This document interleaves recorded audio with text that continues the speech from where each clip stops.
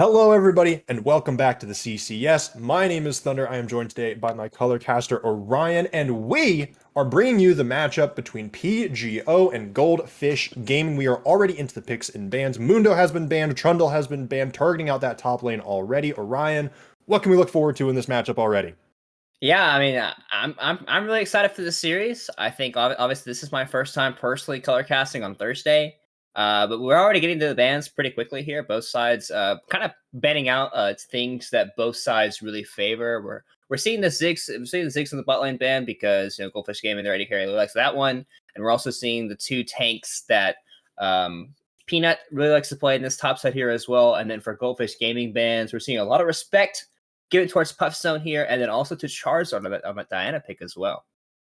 Yeah, absolutely. And one thing to note, Ooh, down in Ziri. that bot lane, Demon has played 6 out of their 8 games that Goldfish Gaming have played on the Ziggs. I feel like this is a no-brainer ban. Teams haven't been banning it as of yet. It is finally taken away. He will have to fall back on some of his other picks. Draven is something he plays a lot of in solo queue. It received a very slight buff this patch.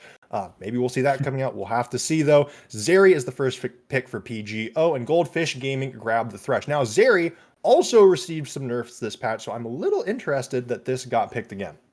Yeah, it's some slight changes. It's nothing too crazy, I don't think. She's still a very hyper mobile champion. Her mobility got nerfed a little bit, and her overall ability to do damage throughout fights is nerfed a little bit as well. So, but she's still gonna be the prevalent champion.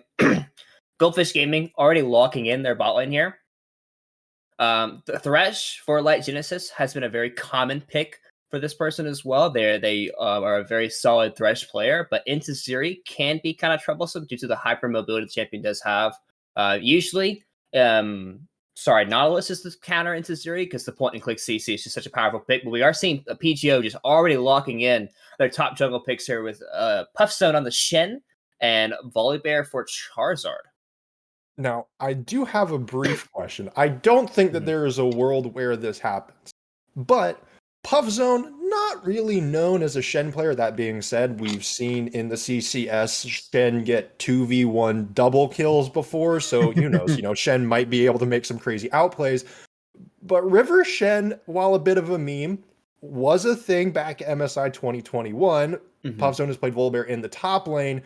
It seems like we're kind of back in that MSI 2021 meta in the jungle a little bit. Is there a world where we see Shen in the jungle? I know that's far-fetched, but speaking of Singed now in the top lane, that is something that Peanut has played several times this split, but a bit off meta.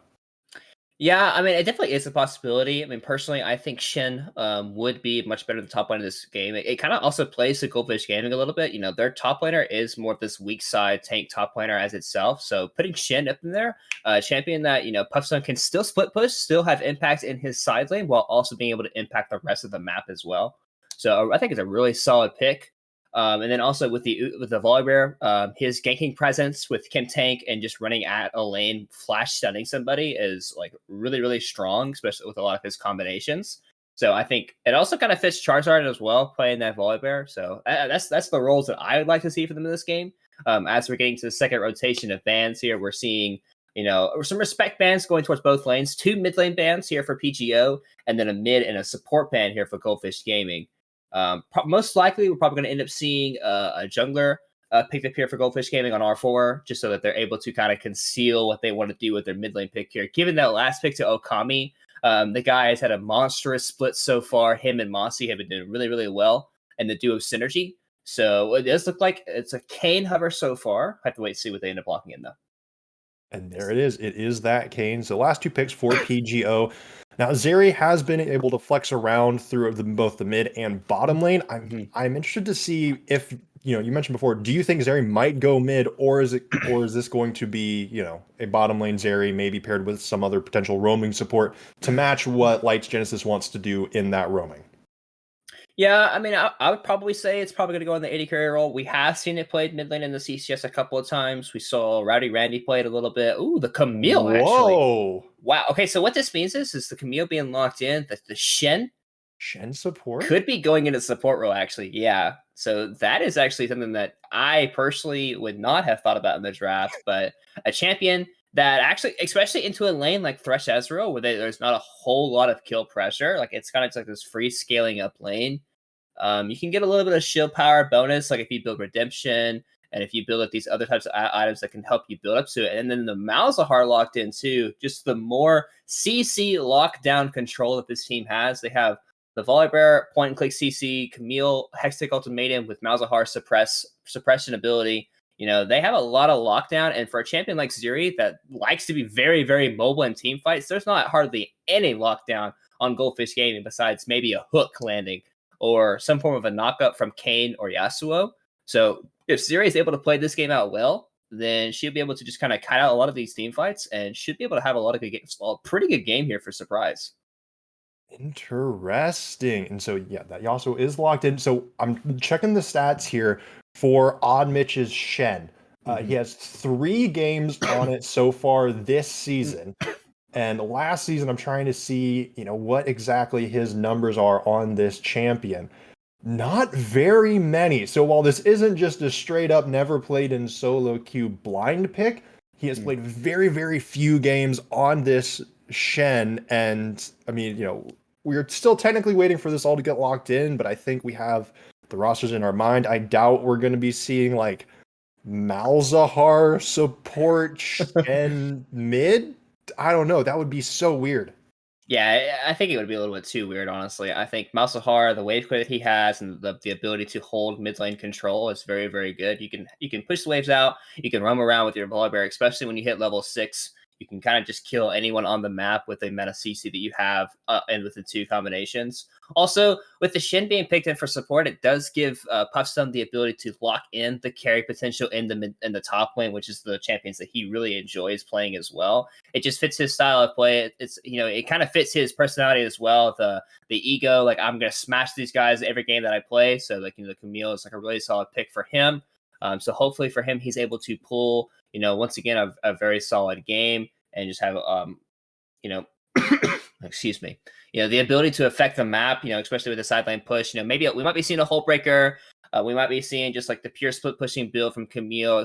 Also with Shen being activated in the game, anytime Camille's ever in a side lane, it's never just going to be a 1v1. It'll always be a 2v1. So it's most likely going to end up taking 2 people, maybe even 3 people as the game goes on to even deal with this Camille in a side lane, which will allow PGO to affect the opposite side of the map very, very easily due to the resources that Goldfish Gaming will have to send to Puffstone in this matchup. Yeah, I'm very excited to see how this top lane matchup plays out. And one thing that I'm kind of thinking of here is PGO did pick the Shen Volibear, and automatically thinking, okay, one of those two, most likely the Shen is going top lane, and Goldfish Gaming picked the Singed into it. I'm not exactly a connoisseur of Singed matchups, but is like the Camille versus Singed lane better for the Camille than the Shen? Was this like their way of getting this odd counter pick in, do you think?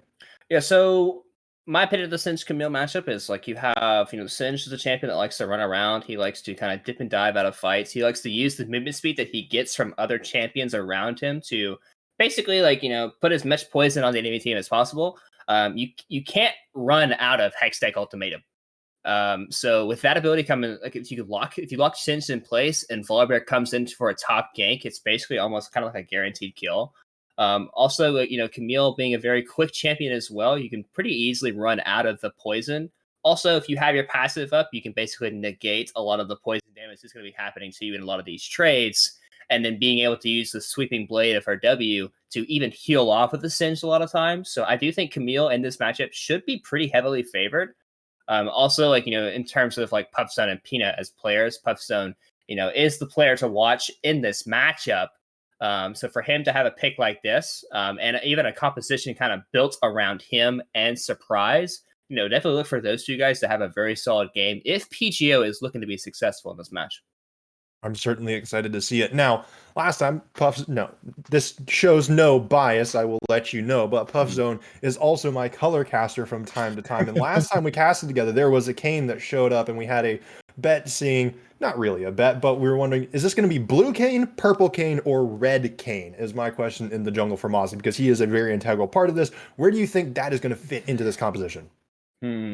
Personally, I mean, I think red form is just a better overall form for the champion itself. There's arguments for blue Kayn in this situation where you're trying to just one shot the Zuri, but I think in terms of playing around Okami and playing around Dirt in this matchup, I think red form is just so much better. You're able to knock people up. You're able to give Yasuo potential to use his last embrace. So a really solid, a way of kind of getting on to Surprise if he does make that mistake and getting knocked up. So I definitely do think red form should be the way to go in this matchup. Sounds good. Well, considering you said red form, I have to choose something different. I will say blue form, even if it's going to be incorrect. That being said, we have just a couple of minutes until we get into this match. We will go on a brief break with a message from our sponsor, and we will be right back.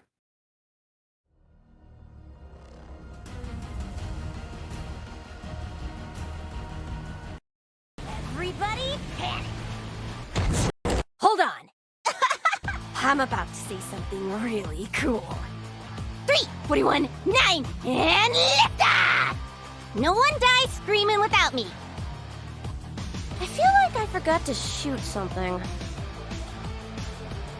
You're starting to bore me. She's such a loser. Always ready to cry. Ah, come on. What's the worst that could happen?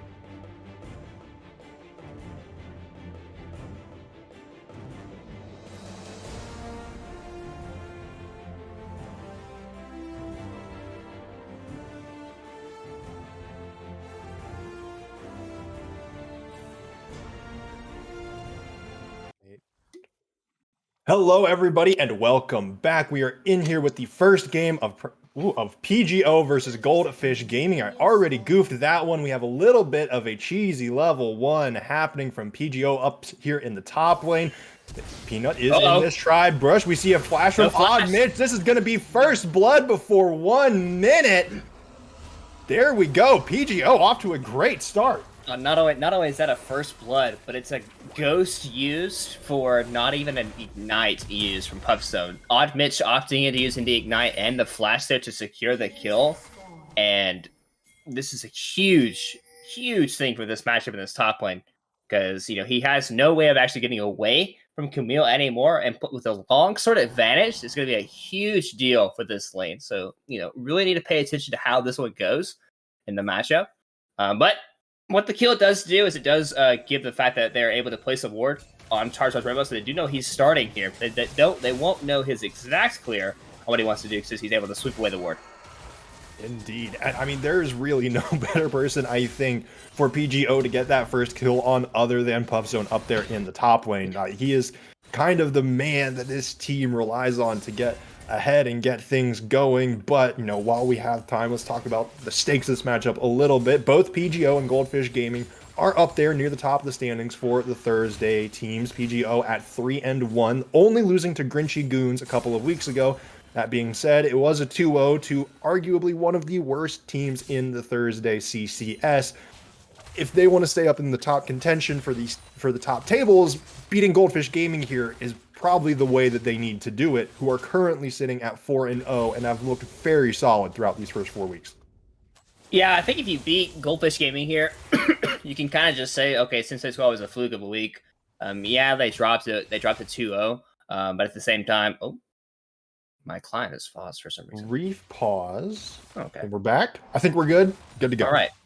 Yeah, so like I was saying, I think, beating Goldfish is really, really good for PGO here. And at the same time, if you are Goldfish, separating yourself from PGO is, just putting yourself that much farther ahead, is really good for them as well.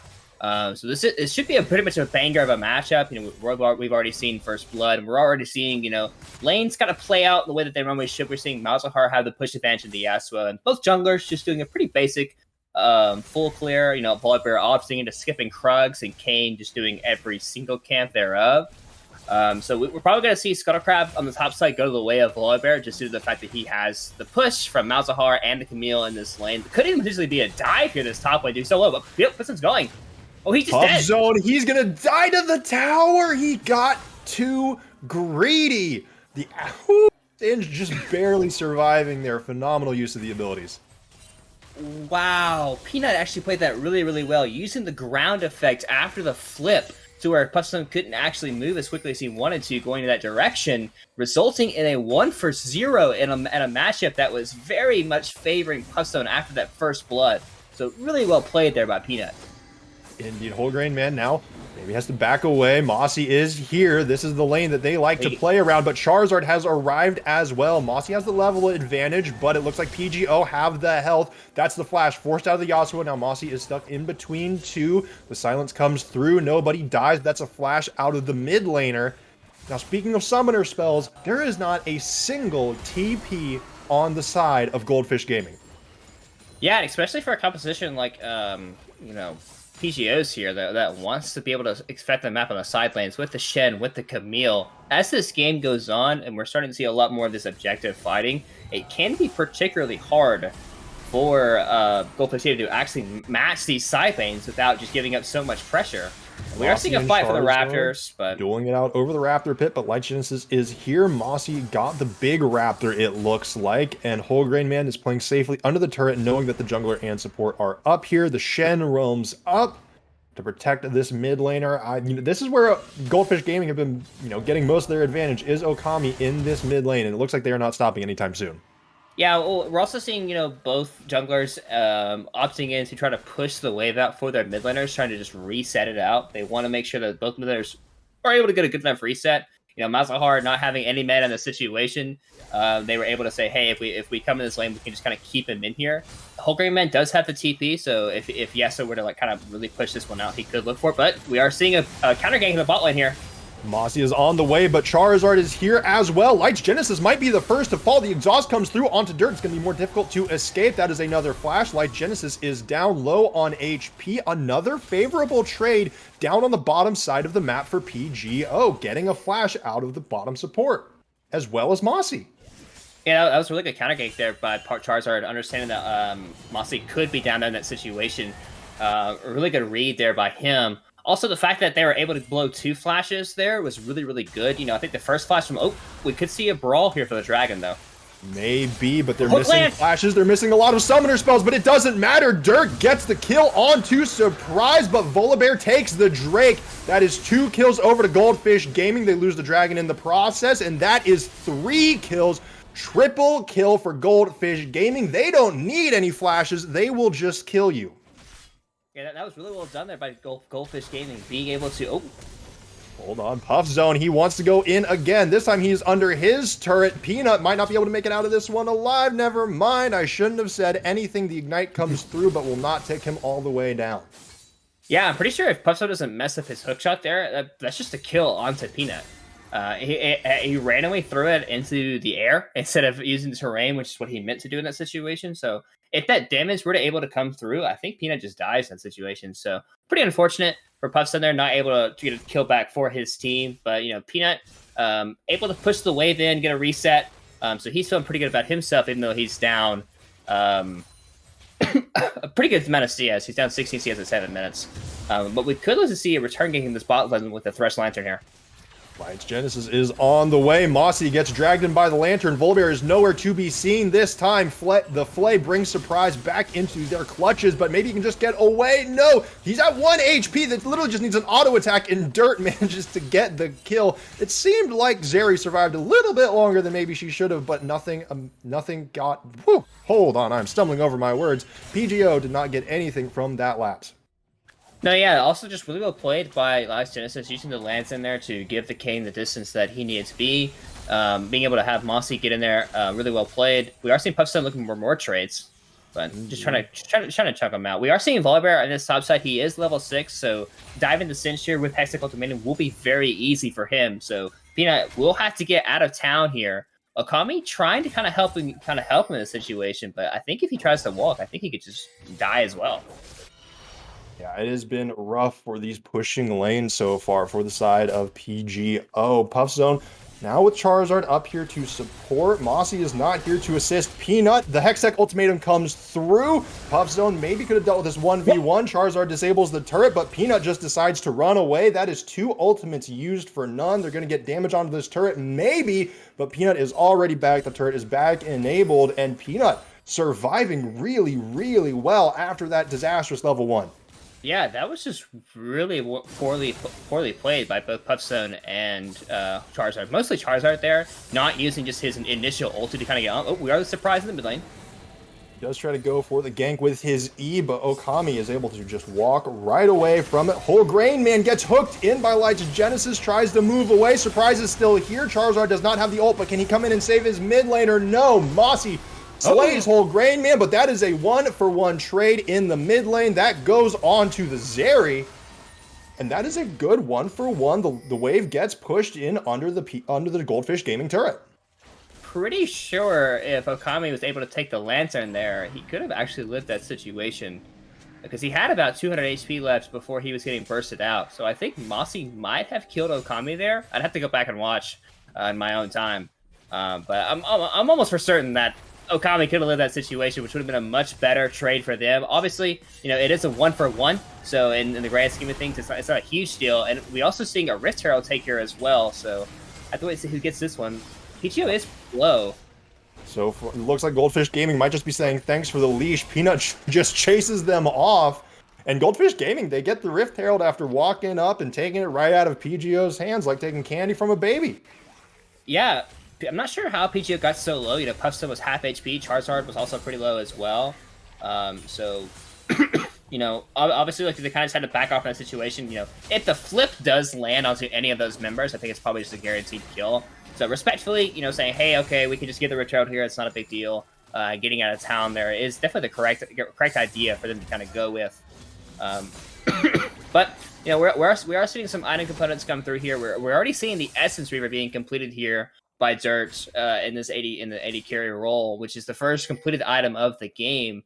So definitely look for him to kind of continue the lead that he does have in this matchup, being able to kind of just push away at the Zeri. Also curious to see what kind of build we're going to see out of Zeri. It does look like we are seeing slightly probably more of an on-hit build due to the Axe and the Sheen proc being coming in here. So I will say, if the Zeri is able to get up a lot of the HP from the items like Trinity Force and like Titanic Hydra, she can become very much a bruisery type champion and can be a lot harder for Goldfish Gaming to end up killing as this game goes on, just due to the raw HP that the champion will have. Yeah, we've been seeing some of those, tanks that aren't really supposed to be tanks, like Tank Rise that just has a ton of health, but that can also throw out a bunch of damage. As I'm saying this, hold on, Mossy is down here on the bottom side of the map. Charizard gets the red buff. Both junglers are down here, but the mid laner for Goldfish Gaming gets the first move. It looks like they were just going to be trying to crash the Rift Herald, get the gold plating, and use that to transition to the Cloud Drake. Yeah, and so especially with, PGO having to answer the return on the bot side, this dragon will be basically very free for Goldfish Gaming here, and it does look like it's going to be a 20. Oh, sorry. The first dragon did end up going the way of PGO here, so definitely not like a 21-minute soul or anything, but still a nice dragon to take. Hook does land. Ooh, Light's Genesis goes over the wall with the Flay, but the Hextech Ultimatum comes out up top. Light's Genesis, now we're back in the mid lane. Maybe is going to get 1 for 1. The kill goes over to the Malzahar in the top lane. Things are a mess in the mid lane as well. Volibear goes down. That was 2 fights happening at the same time. It's a 1-for-1 trade across the map, but only one team is getting the plates in the mid lane, and that is Goldfish Gaming. Yeah, once we are seeing pressure going down in this mid lane tower, like you mentioned. You know, the gold lead is starting to bloom here a little bit. 3.5 thousand gold lead at the 12-minute mark is very solid here for Goldfish Gaming at this point in the game. You know, Peanut drawing the pressure of the 2v1 in that top side, allowing the rest of his team to kind of collapse onto Charizard there in that situation. So overall, you know, it is a 1-for-1, but a lot more of the value goes the way of Goldfish Gaming here. And we are seeing, you know, a lot of the plays happen that we kind of talked about with, you know, the Thresh hook landing into the kind of the chain CC from the Yasuo, and then even the Kayn once the Kayn ends up completing it. But it does look like that the Kayn is actually the blue Kayn this game. You know what? I start putting me on the analyst desk. You know, I start getting my pick'ems right. I start getting the blue Kayn guesses right. I'm just so smart. I'm in their heads, Orion. Yeah, I mean, you know, credit to you for getting the blue Kayn. You know, personally, you know, it could be a situation where, you know, once he got the blue one, he felt like he just wanted the upgrade immediately. As this game goes on, you know, I'm very curious to see how well he will be able to play out a lot of these like team fights and a lot of these situations with the blue Kayn, especially just due to the lockdown that PGO has in this game. You have Hextech Ultimatum, you have Malzahar's Nether Grass, it's a suppression ability coming out. So it can be very easy just to keep in place, which, you know, blue Kayn is a champion that doesn't like to be kept in place. He likes to be very mobile, very nimble in a lot of these fights, using the terrain to kind of dip and dive, using the W extended range to just kind of poke enemies out, trying to one-shot people. So if he gets locked down, he can very quickly die. So we'll have to wait and see how he ends up playing this one out. Indeed. We'll have to keeping an eye on that will definitely be important. But speaking of lockdown, here comes the Thresh hook, and it goes wide. I feel like that's the first hook that's the Light Genesis has missed this entire game. He's been so spot on this Thresh. He's played it so many times throughout this split. You can tell he's very practiced with it. But Peanut now maybe caught out in this bottom side jungle. It is a 3v1. There is that Malzahar ultimate you were talking about, except this time it is on the Singed, who finally falls. The kill goes over to Whole Grain Man in the mid lane. They got to start getting these picks somewhere. This is almost a 4,000 gold lead. It's going to extend with this tower falling. They need to get gold anywhere they can for the side of PGO. Yeah, but what that kill does do, though, is they sent 3 members down on the boss side to kill him. It does result in the mid lane tower going down. So in terms of a trade, 1 kill for the enemy team's mid tower is actually not the worst trade in the world for the side of Goldfish Gaming. So definitely not. I mean, obviously for Peanut, you're a little disappointed. Oh, I probably shouldn't have died there. But, you know, at the same time, your team's like, hey, we got mid-tower for it, so it's actually not that big of a deal.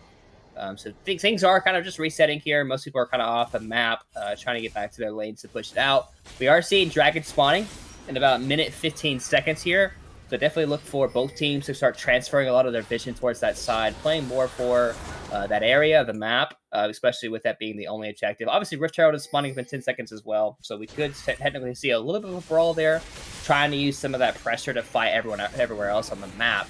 But definitely want to start seeing a lot of this split push pressure, that PGO does have in this matchup with the Shen and the Camille, because, you know, like we mentioned earlier, Goldfish Gaming has no teleport abilities. So if if Puffstone is able to affect the map and Goldfish has to send numbers to him, it can be very hard for Goldfish Gaming to answer the rest of the map without having that teleport ability.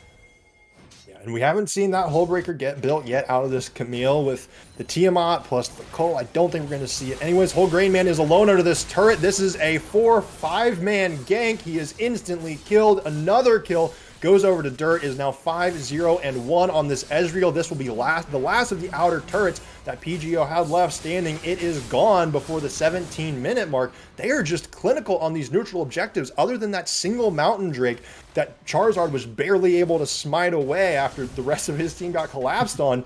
I mean, this is all turning up in the favor of Goldfish Gaming.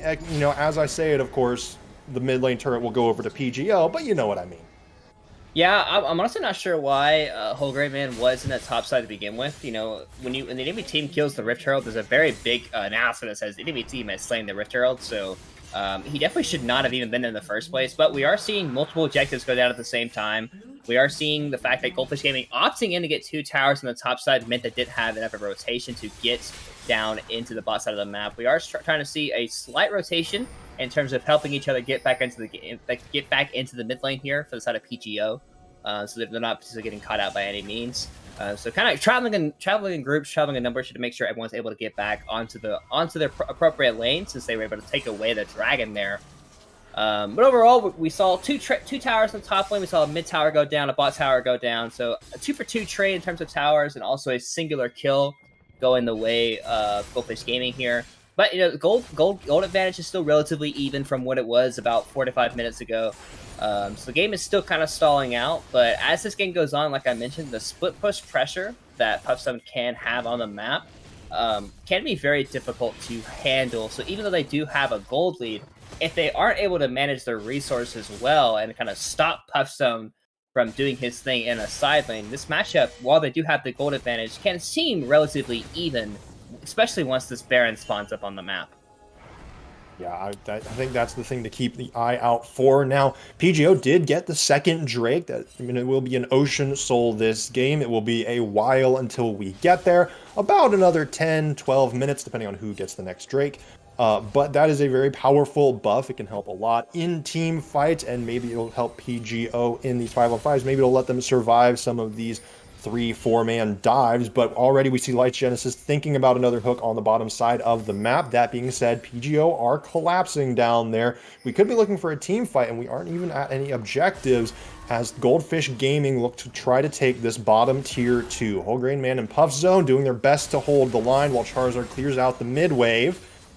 They're looking a little intense. They're getting this wave to crash. It is a cannon wave, so that might just do it, but the wave clear out of PGO just seems to be a little bit too good. But Goldfish Gaming, they're hovering around here. Yeah, both teams are opting in to try to, like, just kind of 4-man group to send into this bottom tower, which does favor Goldfish Gaming in the situation. You know, they definitely want to be very huddled up in a ball, especially the fact that they just don't have any way of kind of affecting the map with teleport abilities, or like just kind of, you know, they don't have a Shin ulti, they don't have any TPs, they're not able to actually affect the map on a grand scale. So for PGO, you know, this definitely is a situation that does favor Goldfish Gaming. So it does look like there's a bit of a reset here happening on the side of Goldfish Gaming, trying to apply a little bit more pressure to this top side. They do realize that the wave is kind of pushing into them. But you know, for Puffstone, I really want to start seeing, like, I know I've talked about it a lot for the past 3 or 4 minutes, but I really want to start seeing him actually have this split pushing pressure on the map, because if he's not able to affect the map, because Peanut will be able to get a lot more done with his team in terms of like keeping him to where he can't actually answer in a side lane.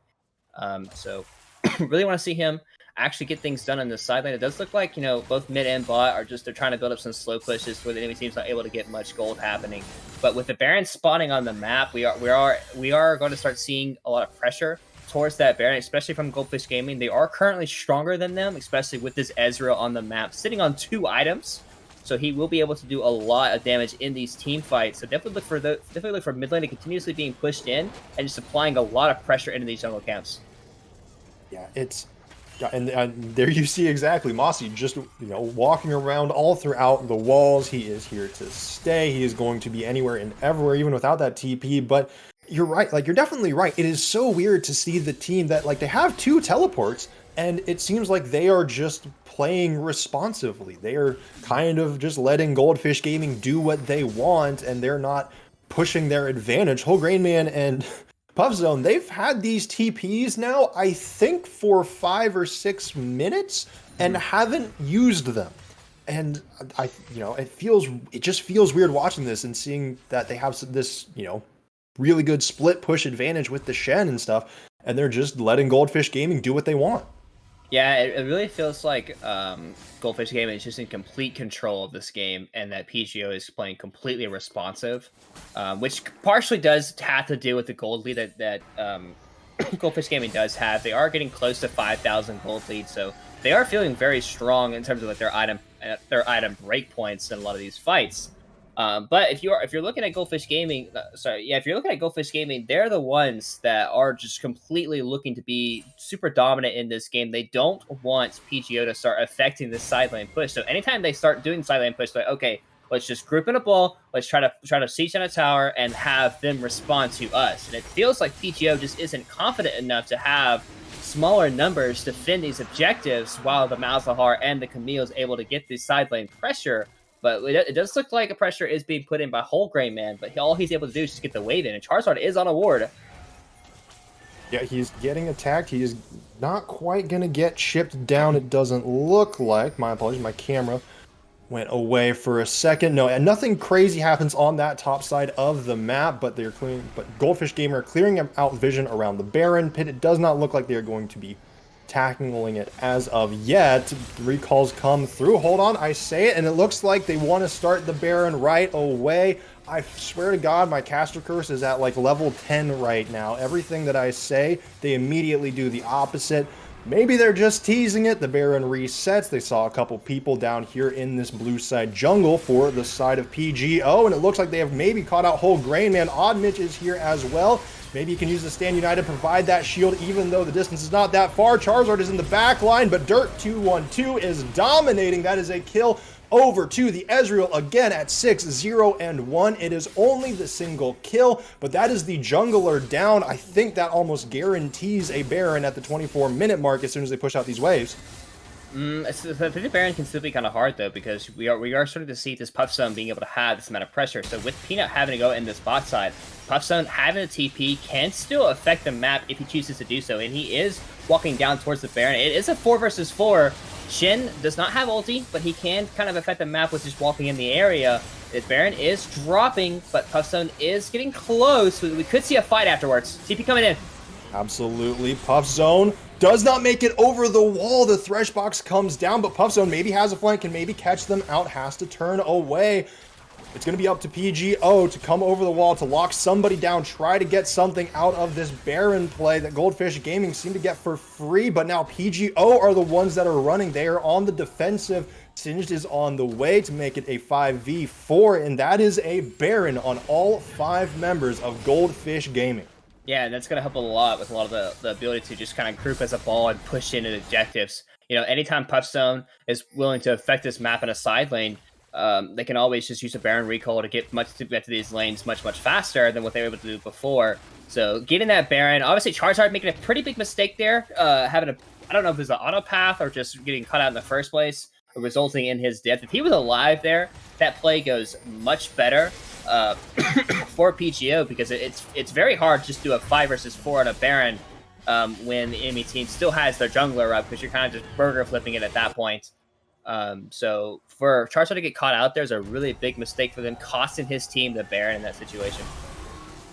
Yeah, that's one of those things that you just can't make those types of mistakes when you're down so far. And obviously, you know, the gold lead is not quite 5K yet. It's been kind of waffling around this 4 to 5K numbers. And if we take a look at the CS, for the most, well, it seems actually relatively even, but that's because the CS is, you know, about gapping as much, depending on what lane you look at. Whole Grain Man down 40 to 50 CS in that mid lane, but up in the top lane, Puffzone has an almost 60 CS lead. And so the CS, when you add it all up, looks to be about equal. The main difference in this gold is the turrets and well, really now at this point, the number of kills. 6 kills on this Ezreal. That is 3 items. Zeri has just now completed 2. This is a Baron on a tier 2 turret. This is absolutely going to fall.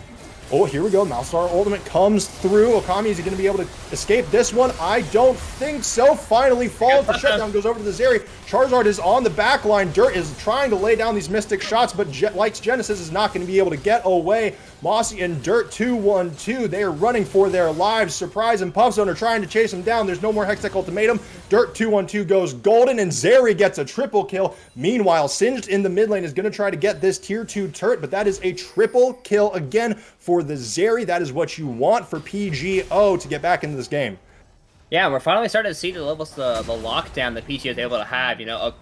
Whole Great Man just walking right up to Okami and saying, "Hey, you're not going to be able to move for a couple of seconds," using the Nether Grasp with suppression, along with Charizard getting in there, the taunt landing in. Puffstone opting in for the TP there.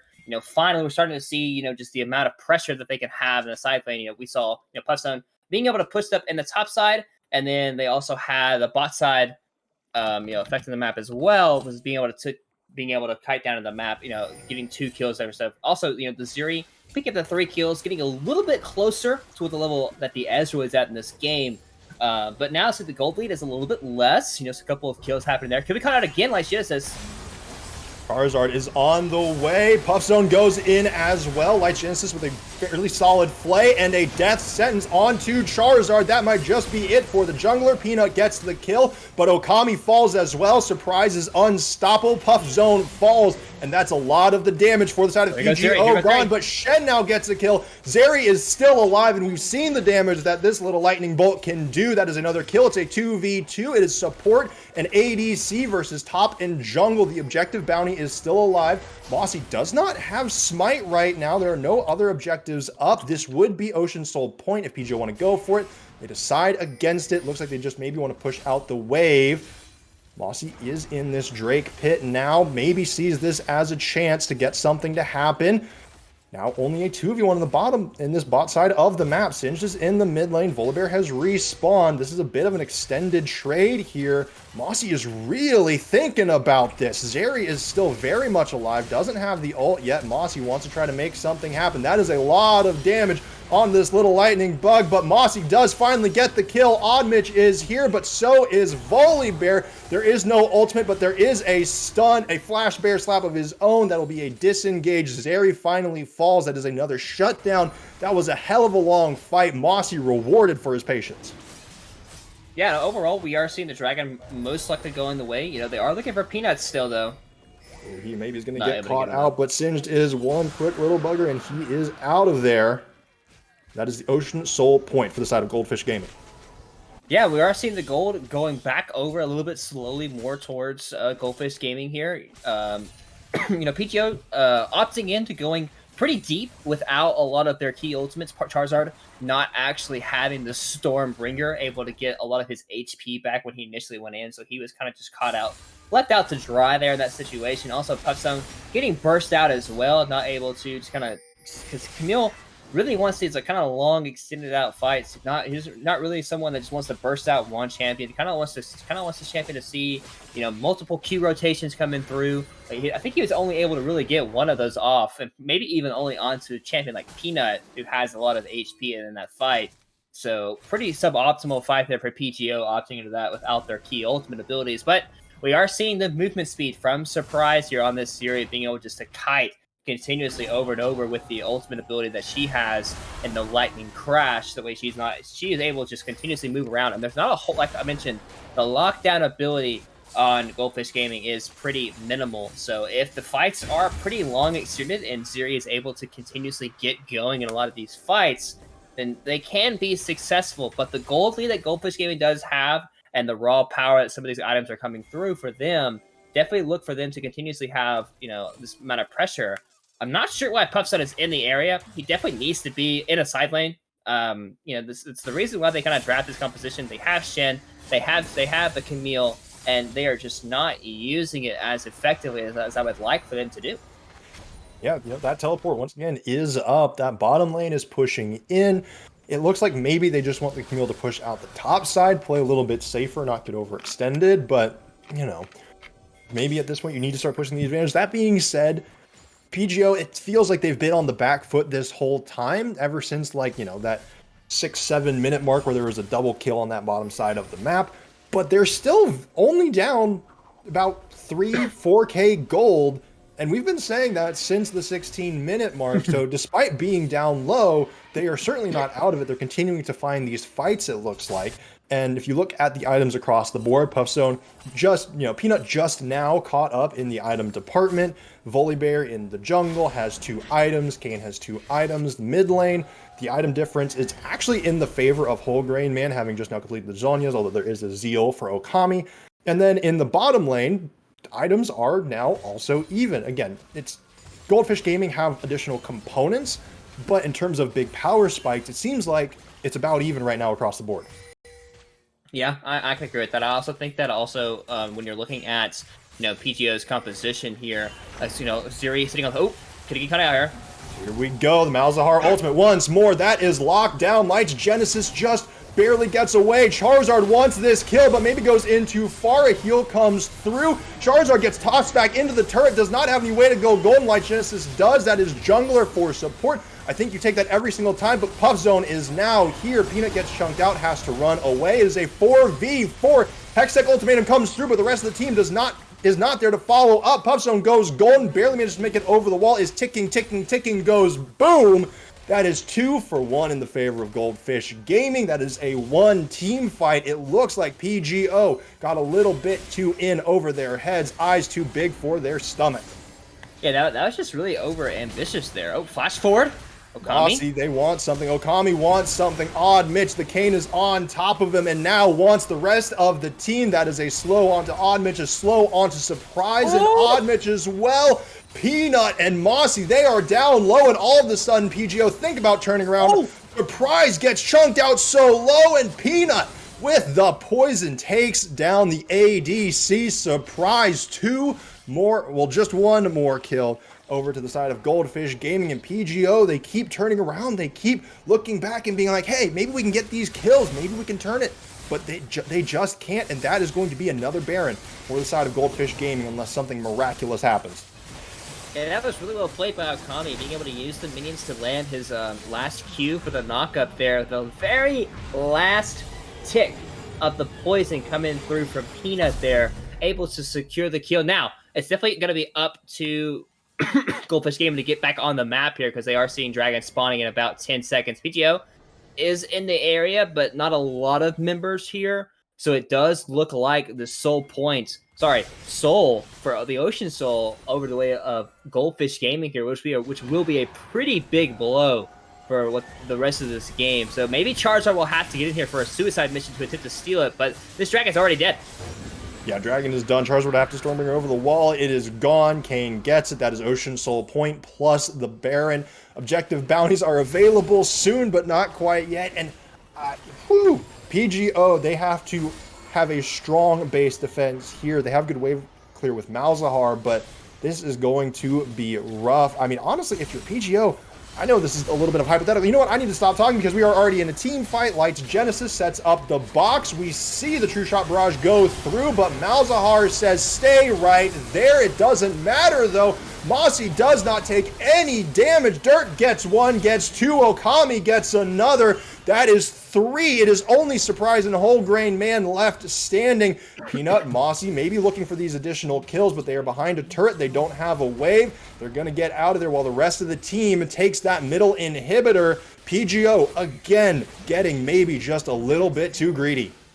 Yeah, PGO keeps opting into a lot of these fights where they think they can catch out, Life Genesis or like tankier members when they're not using a lot of their abilities together. And it does look like this game could potentially just be over. Life Genesis is going forward in the fountain. Here we go. Light Genesis. Whole Grain Man manages to get a kill onto a Thresh. That's 2. Hold on. The base is under fire. I don't think it matters. These are Baron buffed minions. Is this going to be a base defense? I do not think so. Game 1 goes over to Goldfish Gaming in a dominant fashion. Yeah, that was just really well played by Goldfish Gaming the entire game. It just felt like they were in control of the game the entire game. Even though that PGO had the composition that they were able to affect the map with, it just felt like Goldfish Gaming, everywhere they went, they were drawing all the members from PGO, and it felt like PGO was just lost the entire game. They just didn't quite know what they wanted to do with their composition, and ultimately it is the reason why they ended up losing this game. Yeah, and it felt like once we got to the end there, it seemed like they started to get panicked, like they were going to try to take every single fight that was potentially coming up to them. They weren't really fighting under their turrets, they were fighting out in the jungle, and they got a few kills here and there, but at the end of the day, it seemed like that's what ended up costing them. And Puffzone on this Camille pick into the Singed, got that first kill level 1 and did not get another kill after that. Wasn't really able to snowball that advantage. Yeah, I definitely do think for PGO, especially when you have the composition kind of like this, you definitely want to affect the map a whole lot more. And it also kind of has to do with the fact that shoot, I'm blanking on his name, but Puffzone, when he got that early kill in the game, he ended up trading that kill early often into a peanut. So he actually wasn't able to continue his advantage the way that he really wanted to in this game. So I definitely do think that if they were able to play the situation out a lot, just smoother, affect the map the way that they really wanted to as this game went on, this game could have went a lot of a different way here for PGO. But at the same time, you have to give a lot of credit to Goldfish Gaming playing out these fights very, very well. Lice Genesis landing multiple key hooks throughout this game. Mossy being able to, while he did go the blue cane, which, definitely something that I wasn't foreseeing, being able to be very nimble in a lot of these fights, using the W for the long extended duration, the poking out and being able to just, control the game in a very high fashion. So definitely look for Goldfish Gaming to kind of control game 2 as well, and see if they can come out with a 2-0 sweep. Absolutely. We saw what happened when you banned out that Ziggs the first time. Dirt just goes on the Ezreal and says, no problem, I've got this. We'll have to see how PGO respond in the draft the second time around, if they want to let them get any of these picks again, or if they maybe think, hey, you know what, let's just play better. We'll have to see. We have at least one more game for y'all tonight. We will see you as soon as that is set up. Don't go anywhere.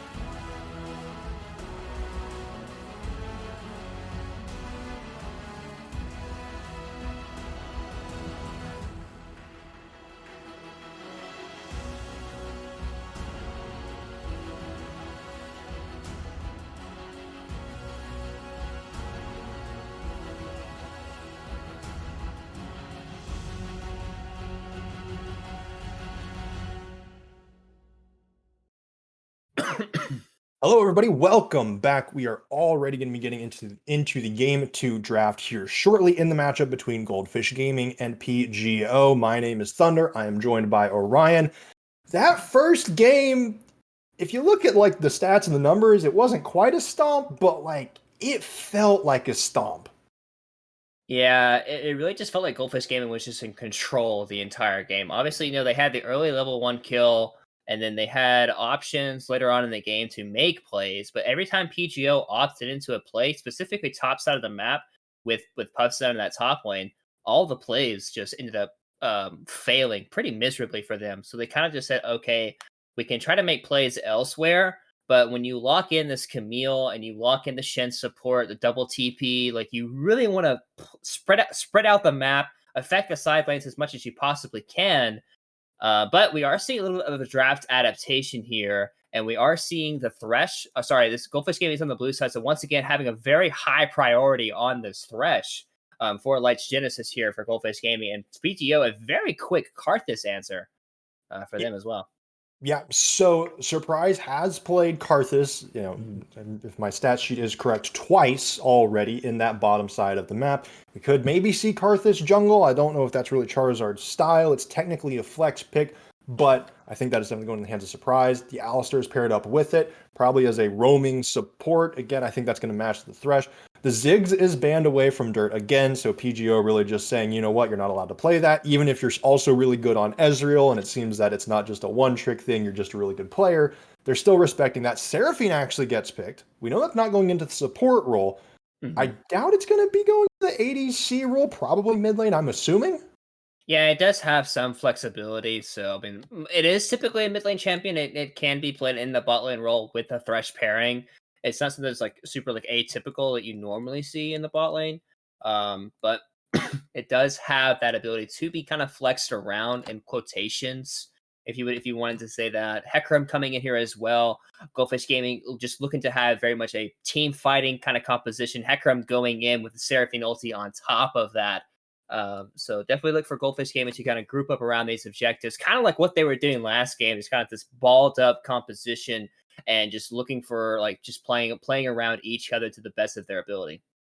Yeah, I'm excited to see Mossy on this. He had a very strong game on the Kayn last time. I did correctly pick the blue Kayn. Is that mostly just because I was being contrary to Orion? Yes. Are we going to talk about that? No. In response, the Warwick is picked up for Charizard. He has played that either 2 or 3 times. This is kind of his pocket pick coming into the CCS. Has performed fairly well on it so far. I'm interested to see how this Warwick Hecarim matchup turns out, though. Yeah, I'm actually not too familiar on how this matchup does go. I do know that the Warwick Fear does mess with Hecarim quite a bit in this matchup, but I do think Hecarim, as long as Hecarim doesn't click on Warwick while he is charging up the E, should just be able to outrun Warwick even after he Qs. But I personally don't know a lot about the matchup. PGO, I mean, obviously, Charizard does feel pretty confident knowing that Hecarim was already shown, saying, hey, I can win this matchup if I pick in the Warwick, and he thinks it's the best pick for his team in this current spot. So he probably knows more about the matchup than I do about the situation. But overall, we are seeing it locked in. We are in the second phase of bans, both teams giving respect to kind of like what the wrestling competition would do. Oran band, very solid band, would work very well with Goldfish Gaming's composition. Ari band coming through does signal that PGO does not know where the Seraphine is going. They think it could also be a bot laner in this game. So interested to see where that champion does actually end up going. And that was a very quick Akshan pick. Yeah, they knew what they were going for, and maybe I guess I don't know the specifics of the Ari auction matchup. I think Ari probably has a little bit of a favor in that, and so maybe I have a feeling PGO probably banned out Ari so that they could blind pick this auction a little bit more confidently, even if Seraphine is probably going to the mid lane. We see the Kiana pick, so hold on. Kiana coming in, which actually this does mean that Seraphine will be going into the bot lane here, and Kiana will be going into the mid lane, which does kind of fit the kind of combination with Okami and Mossy, too, but pretty skillful champions in this game, looking to do a lot. Also, the Poppy pick coming in is pretty solid into champions like Alistar, even with Warwick Q, Actually, no, not Warwick Q, because Warwick Q is unstoppable. And then Akshan, Mm. Akshan E is displaced by Poppy as well. So we'll have to see kind of how this matchup does end up going. But the combination with Kiana pushing people into a wall, Seraphine ulti over the top, Hecarim ulti over the top, there can be some pretty serious wombo combos in this game for Goldfish Gaming. Yeah, definitely. I mean, a Poppy charging in alongside a Hecarim and alongside a Kiana, that's, those are three champions that can all just go in together, but that's a Fizz. Yeah, Top it is a lane? Fizz. No, no, no, no. So is it Akshan top lane, Fizz mid lane? I guess it could theoretically be both. Akshan is a champion that feels more of a Puff Zone champion than what Fizz is, personally. But I will say the Akshan matchup into Poppy is a matchup that I would actually put in the hands of Poppy past level 3, probably. First couple of levels, Akshan can kind of just bully the Poppy because it's a melee champion. Unless Poppy wants to go E, but once Poppy gets W, anytime Poppy just E's forward and just throws the W up, Akshan just cannot get away. And the base damage that Poppy brings into a lot of these matchups, especially early on, is very, very high. So we could look to see another situation where Puffstone gets a little over eager in this top side, and Peanut is just able to handle him with his kind of tank weak side champion that he is very, very often likely to bring to the table for Goldfish Gaming here in these drafts. Yeah, I mean that has been his role on this team. Goldfish Gaming have known exactly what they want to do with every one of their team comps. That is get their mid lane ahead, using the jungle to facilitate it, put the top lane on a nice safe tank, bottom lane on something that can scale going into the late game. And it looks like as everything gets locked in, it will be the Akshan versus the Poppy in the top lane. It's going to be on Puff Zone to get that early lead again. We saw it happen last time, but he was not able to hold on to it. We'll see what happens this time. It is the Hecarim in the mid lane, the Kiana. Or not Hecarim in the mid lane. Hecarim in the jungle. Kiana in the mid lane, matched by the Fizz. This game feels like it will be explosive one way or another. Yeah, for sure. Especially Goldfish game, like I mentioned, very wombo combo kind of composition. PGO's composition, the 5 champions they've locked in, I can honestly say I haven't seen a lot of pairings with the individual champions that they usually go with, but all the champions on their team, besides maybe Karthus, are champions that like to scrap. They like to get they like to get in a lot of these skirmishes early on into the game, Akshan, Fizz, Warwick, and even Alistar in some of these situations. So, definitely look for PGO to and they are kind of like this, usually, especially when they are playing particularly well, they are a very scrappy team. So this composition, while it probably wouldn't fit most teams, it is a composition that would fit PGO as a team itself. And same thing goes for Goldfish Gaming, especially how they played last game. They basically had a very much of a ball up composition, and they wanted to drag a lot of the resources that PGO was looking to do. PGO wanted to spread out. Goldfish Gaming wanted to get very, very close together, and this composition is more or less the same thing. You have Seraphine W, you have Kiana Ultimate hitting multiple members into walls and chaining together a lot of their CC that they do have in the squad. So definitely look for both of these teams to try to play towards their compositional benefits that they have and see if they can actually punish them out as this game goes on. Yeah, I'm certainly excited to see it. I feel like it's just I keep looking up at that Poppy with the steadfast presence up in the top lane. I look at an Akshan and I look at an Alistar and I look at Warwick's, the Warwick is unstoppable, and I look at the Fizz and it's just like you got a bunch of champs that want to dive in, and you have the best champ in the game for saying no, you don't get to. Mm-hmm. It's gonna be scary, I think, for the side of PGO to try to win this second game and keep this series alive, but that is exactly what they need to do one way or another. We'll be getting into that game in just a few moments. Do not go anywhere. Stay put.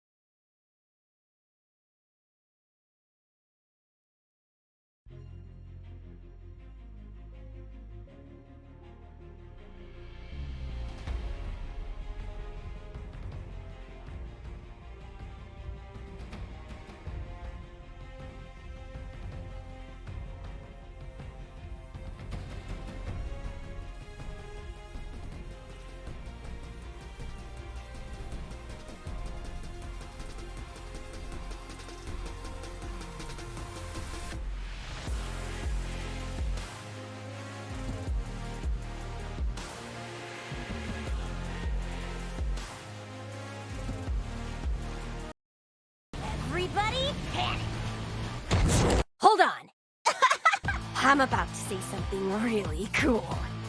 3, 41, 9, and lift off! No one dies screaming without me. I feel like I forgot to shoot something. You're starting to bore me. She's such a loser, always ready to cry. Da-da-da-da. Aw, come on. What's the worst that could happen?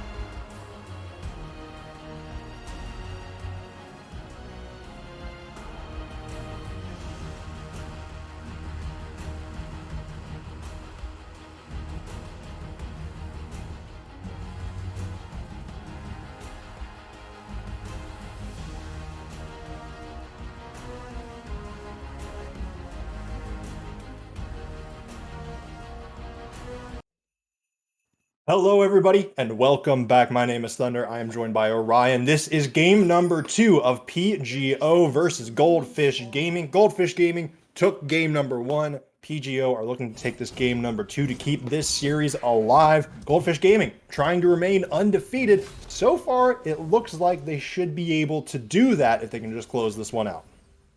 Yeah, no cheeky level 1s this game so far. We're just seeing a bit of ward placements happening. Mossy able to get pretty deep into the enemy team jungle, being able to place that ward.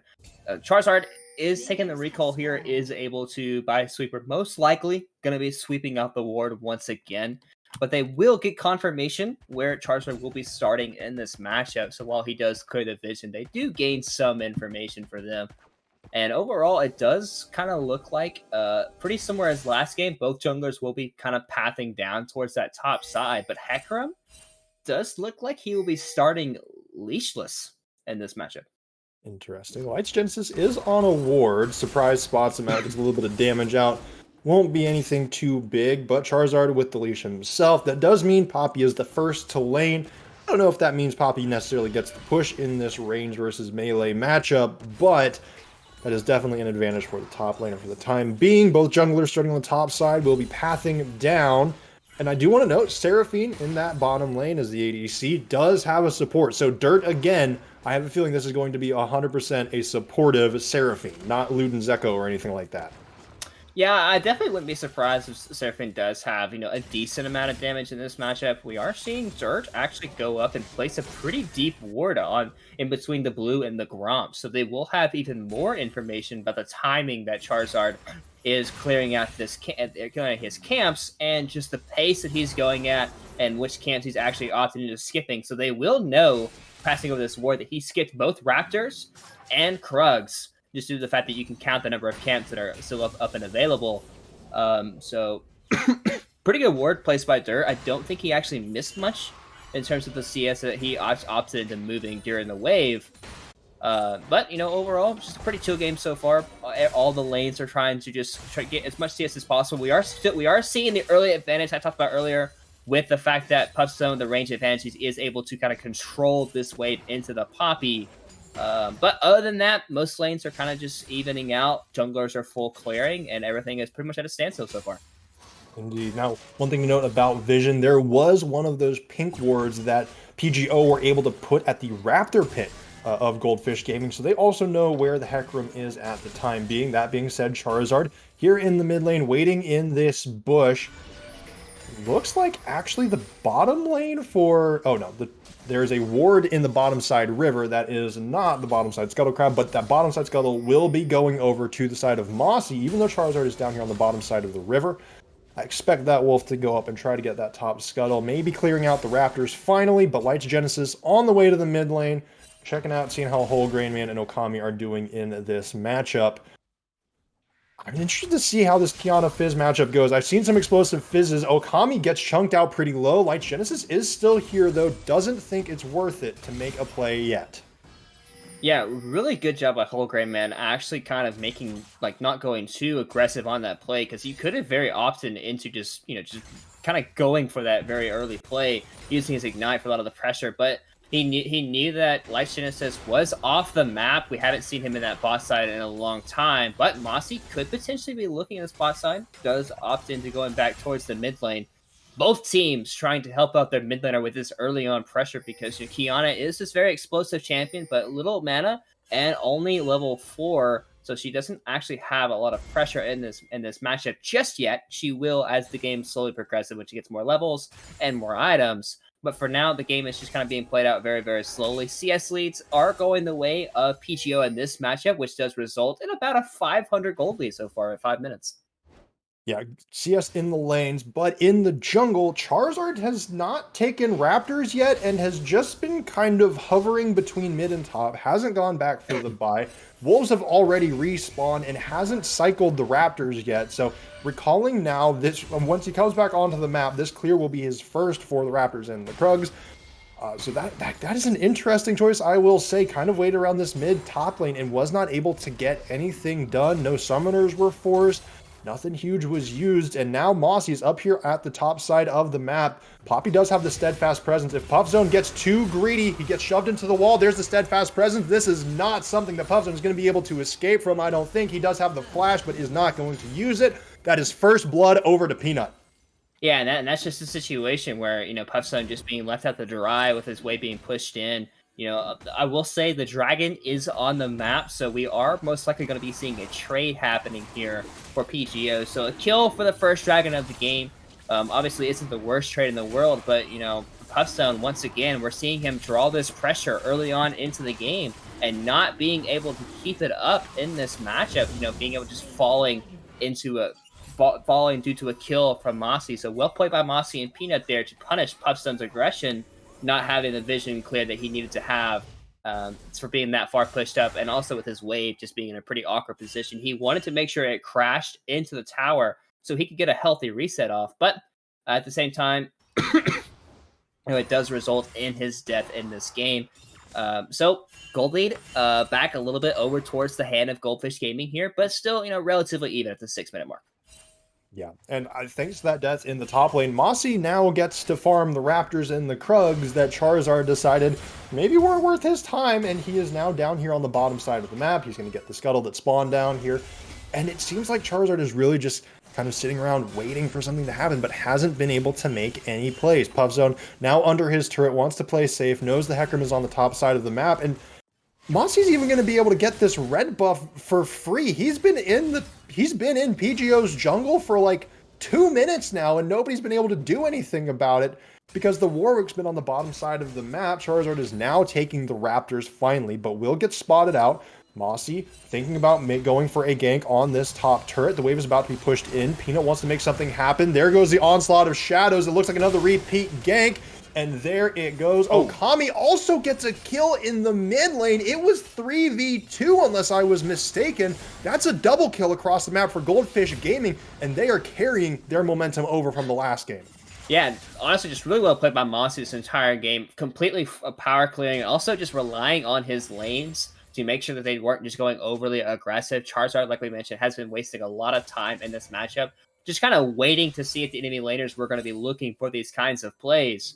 But killing the top lane, once again, punishing the range 80 carry in this top side with Akshan and the mobility that he does have. We are seeing ulti missing from Whole Grain Man, but most likely just using it for the fact that he wants to reset this wave. But Life Genesis is in the area, so we could look to see just, kind of just holding this wave. And Whole Grain Man has to stay. Mossy is in the area. Oh, I don't think he reached Whole Grain Man. Mossy decides against it. Whole Grain Man does have the flash up. Could definitely get out of there, but now, Mossy already has a 2-level advantage over Charizard. This Hecarim has been farming up a storm, has a 18 CS lead, and it looks like that is only going to be growing. Charizard is going to go over and find some chickens, but that's really going to be it for this jungle clear. We're seeing recalls come through. I'm interested to see what the first big item buys are going to be. I doubt we'll get them as of yet, but they should be coming in soon. Surprise and Odd Mitch around here on this bottom lane. It just feels like these engagers, these playmakers for the side of PGO need to start making something happen, because up in this top lane, it's not going well for Puff Zone, and Whole Grain Man has not really been able to get that much of an advantage over this Kiana. Yeah, Puff Zone has able to garner up a pretty big CS lead, though, for him in this game. We are seeing Charizard trying to look in this top side of the map, not going too well for him, though. Okami once again getting some pretty good trades on the Whole Grain Man. Nice playful Trickster to dodge out a lot of the damage there. But, once again, we're just seeing these trades happening in both these side lanes where Goldfish Gaming just continuously gets the advantage. Charizard trying to match what Mossy is trying to accomplish in this game. Oh, we are seeing it. Okami heads over towards the side where his jungler is and throws Fizz up against the wall and gets a kill. Ooh, Charizard tries to go 1-for-1. Odd Mitch coming in behind them. Puff Zone and Peanut walking it down from the top side of the map. Okami, ooh, the ultimate from the side of the auction just gets blocked. The damage does not go through. That is just a clean 1-for-0 in the mid lane, and that's going to be Rift Herald. Yeah, Goldfish Gaming is just doing a really good job just playing together, using their composition, layering their CC very, very well. We see Mossy's onslaught of shadows, and then once we're seeing the supreme display of talent right after, where it's guaranteeing the CC chain onto Whole Grain Man, not even able to flash out of that situation. And while, PG Charizard tried to be in the area, but it was just blocked out by Mossy, and then he even had to burn his own flash, because if Hook lands from Thresh, a lot of damage and potentially even his death could have happened in that lane. So we are seeing once again Karthus just using the ultimate for a lot of the gold that he does get with First Strike. Typically not, like, early on in the game, it's fine to use this. It does generate a decent amount of gold value for you, but if you do get into a fight like we just saw, where the enemy, I don't remember who it was at this point, but someone was particularly low on Goldfish's side, and Surprise just didn't have the Karthus ultimate available, because it's a 3-minute cooldown at level 6. So definitely not a particularly good use if fighting is happening a lot of times, but we could see some trades having mid-lane. Life Genesis could be caught out. Indeed, Puff Zone down here checking things out. Maybe wants to protect his mid laner a little bit. PGO taking priority over this Drake, but we are down members. Whole Grain Man and Puff Zone have arrived. The Poppy is down in the bottom lane with the TP. That is a lot of damage onto Odd Mitch and Lights Genesis, though. This might be a support for a support. Surprise gets the first kill, but down goes the Karthus. The passive might just be what keeps PGO alive. This is still 4 members strong for the side of Goldfish Gaming. They have quite a lot of damage that go to this bottom side turret. It looks like they are summoning the Rift Herald. They're going to try to get a couple of plates. No. Odd Mitch, he tries to go for the greedy recall. Mossy is going to find him here. That is going to be a kill onto this Alistar. You have to think. There he goes down. That is the 3rd kill onto Okami.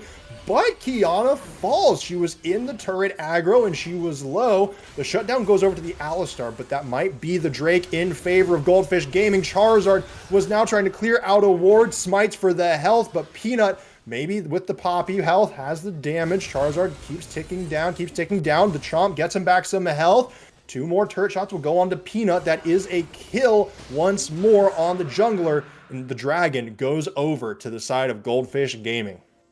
Yeah, I think that fight would have gone a lot smoother for Goldfish Gaming if Dirt just wasn't so gung-ho on using Seraphine's ultimate there so early. You know, if Encore would have happened after the Hacker multi would have came in, oh, we are seeing some more fights happening. Oh, surprise. This is not going to be a good one. He falls yet again. The ultimate is used for a 1-for-1, so you know what? You take that if you're the Karthus. Yeah, trading for 1-for-1's fine. You're also getting a lot of pressure on the top side as well with Puffstone, getting a lot of these tower blades happening. So, I mean, overall, you know, three-man play on the bot side of the map while, you know, getting a 1-for-1 trade is very good for the side of Surprise there in that exchange. But overall, you know, we're still seeing a lot of gold advantage happening. But trade in the mid lane. Okami maybe getting caught out. There's the Karthus ultimate. The supreme display of talent maybe is good enough for the disengage. Light Genesis is here. If Okami can get to the lantern, he does, but he is killed mid-drag back. Charizard gets a kill, is finally on the board, and that puts PGO maybe on the map, maybe able to get some plates before they fall, but no, the wave will get pushed in, and Goldfish Gaming will play a little bit of tower defense while their mid laner is down. A little maybe skirmish over this blue buff. Mossy trying to get it, but it looks like it will go over to Charizard instead. Oddmitch wants this, goes in with the headbutt, but no, makes it out in time, and the blue side jungle of Goldfish Gaming is firmly in control of PGO for the time being. Yeah, so much better job by PGO this game, actually looking to make more plays happening, and also the plays are just going much more evenly in their hands this game as well, so overall, much better job by them. Surprise getting caught out once again, though. Oh, no. The Flay comes through. Dirt is low again, though. And Surprise with another 1-for-1 trade in a 3v1. Poppy on the top side of the map is fairly tanky. It's a 3v1 of her own. She manages to at least survive, but Surprise now, twice in a row in the same play, manages to get the trade. Yeah, and that's just really well done by Surprise, landing multiple Qs there from him. Okami going very aggressive. Whole Grain, man, the Ignite is ticking down. The death sentence does not come through. Oddmitch has arrived. Whole Grain, man, is low. I wouldn't be going too far in if I were you. The Alistar gets flayed back, gets put into a box, is definitely not going to be able to escape this. Wait, never mind. Does manage to escape this one. The ultimate comes through from Puff Zone. Nobody dies somehow in that mid lane engage. I'm extremely confused. Never mind, Whole Grain Man says, hold, let me clarify it for you. And no, I keep saying things and they keep not happening. These teams just want to make me look stupid. Yeah, I mean, it's a very common theme here in the CCS. You say things are going to happen, and all of a sudden, the exact opposite happens. It's happened to me a lot, especially when casting TA Knight with AoE Gobi. But, you know, going back to just current state of the game, while a lot of skirmishing was happening in that mid lane, not a lot of kills happened. We are seeing Dirt having a lot of pressure in this bot side, potentially even securing the first tower of the game. It's definitely going to be a race. Charizard now finally getting his own red buff. I don't know how often that has happened. The turret falls before the Hex Flash from Oddmitch can come through.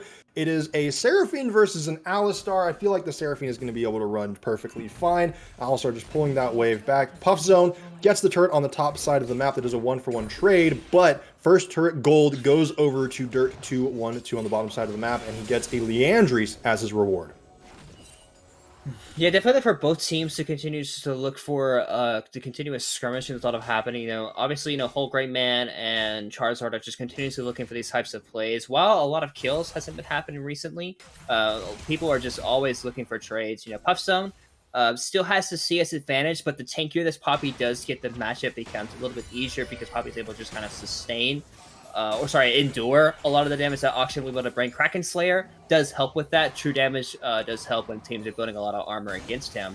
But the one thing I am seeing with this game is that Surprise is definitely very capable of landing a lot of these Skittles in these fights. And if he's able to keep this up, I definitely do think that PGO and a lot of these skirmishes can be very successful.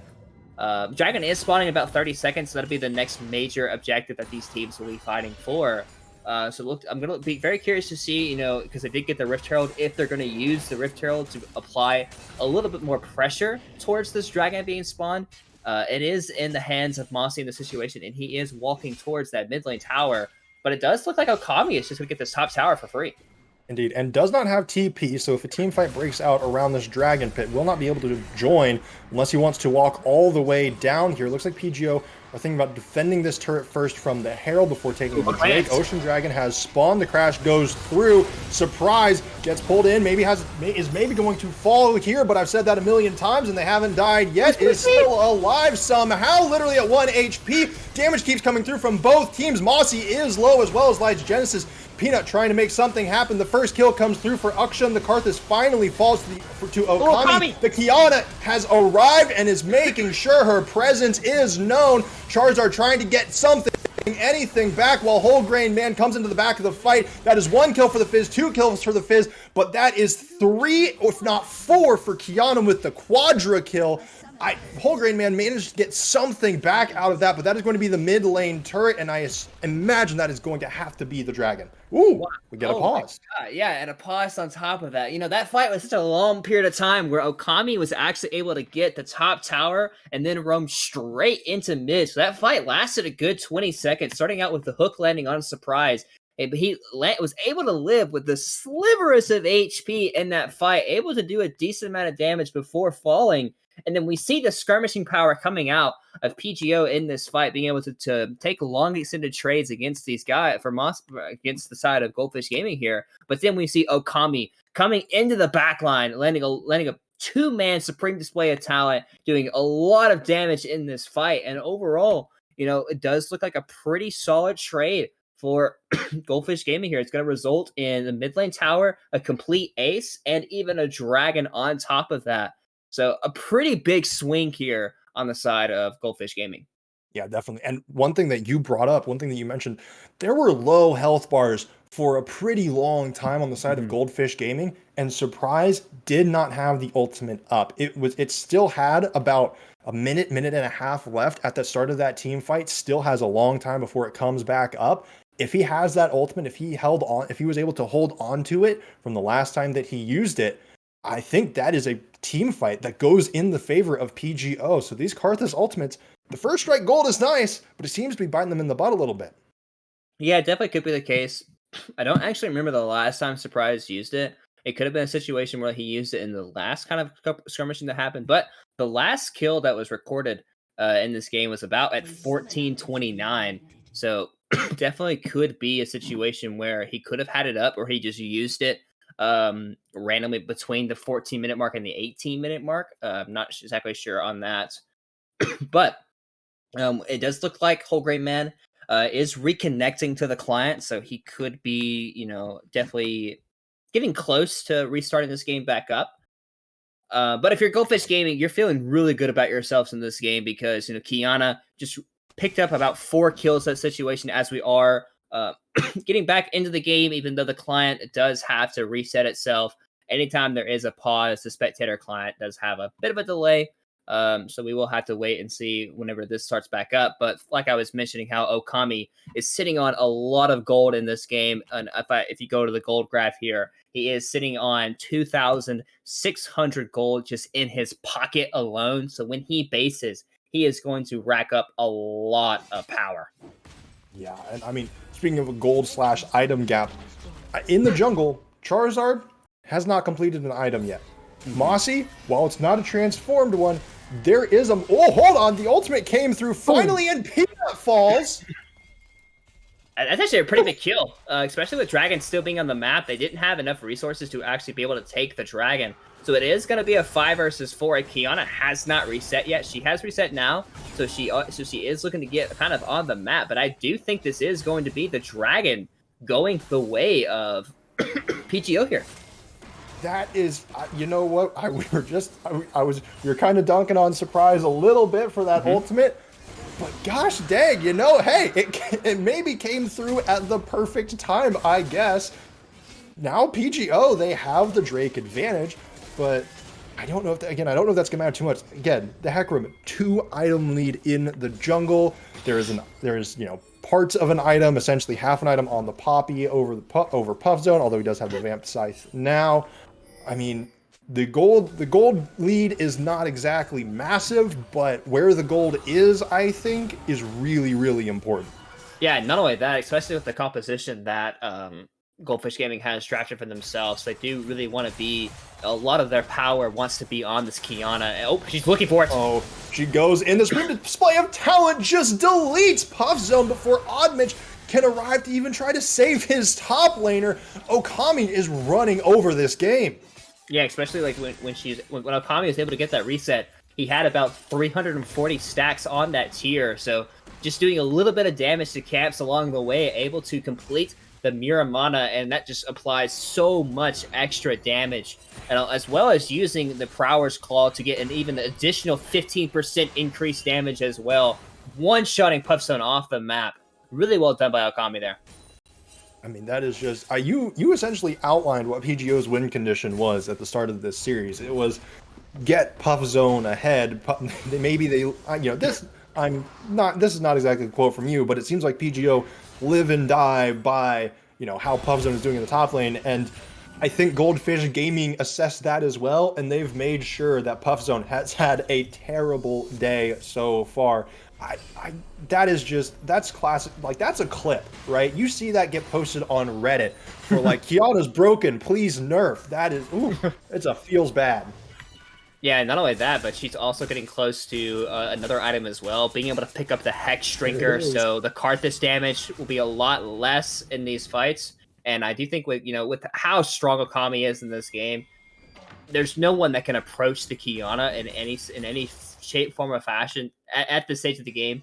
So definitely gonna have to be very mindful if you are PGO in this game, just to kind of be aware where the Kiana is at all times, because if she gets close to you, it's too late. And it doesn't matter who it is. It could even be Charizard. He is probably the tankiest member besides Oddmitch when he has Unbreakable Will. But I honestly think Okami can one-shot anyone in the game right now. Yeah, no, I'm imagining scenarios in my head. Surprise has the exhaust. I think like the best shot is Karthus exhaust the Kiana, pop ultimate, Fizz goes for the shark while Puff Zone is charging up his own ultimate and praying nobody gets one shot in the meantime. Yeah, I mean, obviously you can chain CC the Kiana if she does go a little bit too aggressive. There are cases where that can happen. Light Genesis is a little deep. Ooh, goes in for it. The Glacial Augment comes through. That is going to be one slow Thresh, but the Flay, keep the flank. There's the Seraphine ultimate, and here comes Mossy. Peanut and Okami are here as well. The Supreme Display of Talent gets stopwatched by surprise. I'm sorry, Zonya's Charizard trying to get the kill onto Mossy. One has already gone over to the side of PGO. Dirt gets another, but Akshan, Puff Zone trying to make something happen, keep his team into this. The Karthus ultimate coming through. This just might do it. Kiana, the shutdown, goes on to surprise. Peanut is the only one left standing.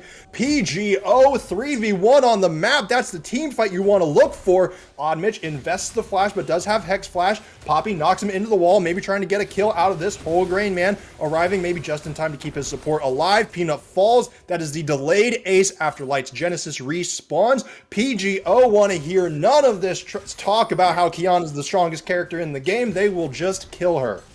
Yeah, and that was just a bit of a different side for both sides. PGO playing that fight really, really well, and then we also see Goldfish Gaming actually misplaying a lot of that team fight. We saw Okami's ultimate coming through, hitting no one, because Stopwatch actually came through from surprise, and it was just sit there doing a lot of damage with his E passive there.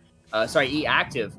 Being able to do so much with his AoE damage there, and also Surprise able to pick up the kill, the shutdown gold onto the Kiana towards the end of that fight. So Surprise feeling pretty solid about himself, now sitting on 3 items as well. So he's feeling pretty good in this situation, as the dragon is spawning in about 15 seconds. Hook land. It's a whole Shadow Flame, but that is the death sentence on to Surprise. This is the member that just got all that gold, all that money. Peanut has not arrived yet. It is currently a 5v4. One goes golden. Surprise is weak, but Karthus can have impact even after he dies. However, Peanut is here and is just chunking out Oddmitch. Dirt is the one that ends up getting the kill. Charizard and Surprise are low. Poppy gets another. Puff Zone falls. This is one strong Yordle.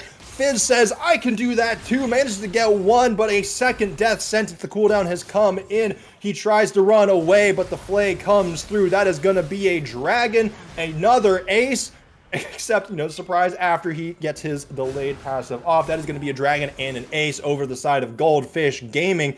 This is so back and forth, team fight swinging one way or another, but the neutral objectives go over to Goldfish Gaming.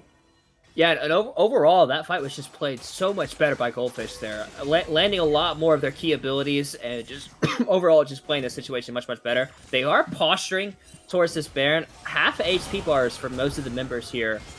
This is a possibility. A lot of the respawn timers are happening for a couple members. They are investing Seraphine's TP, so Seraphine can keep them alive with the Empowered W if she so chooses to do so. They don't actually have a lot of AoE, but they're looking.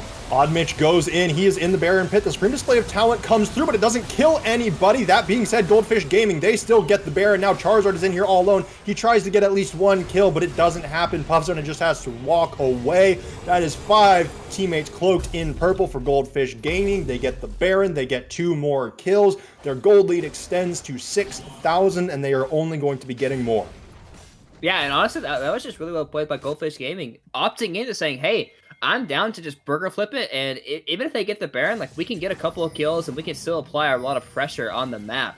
And definitely a very common play, especially in kind of like the LPL scene, where they don't really care. They just want to constantly fight, and they want to just constantly skirmish out some of these situations.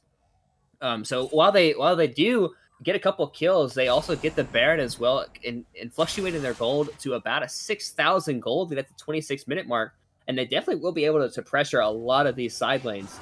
So definitely see how they go. If you see a blue ward coming in, Dirt. Indeed. Oh, Lights Genesis manages to get the blast cone over. Wholegrain Man goes out, but Oddmitch cannot follow. Maybe he can. The Unbreakable Will does come through.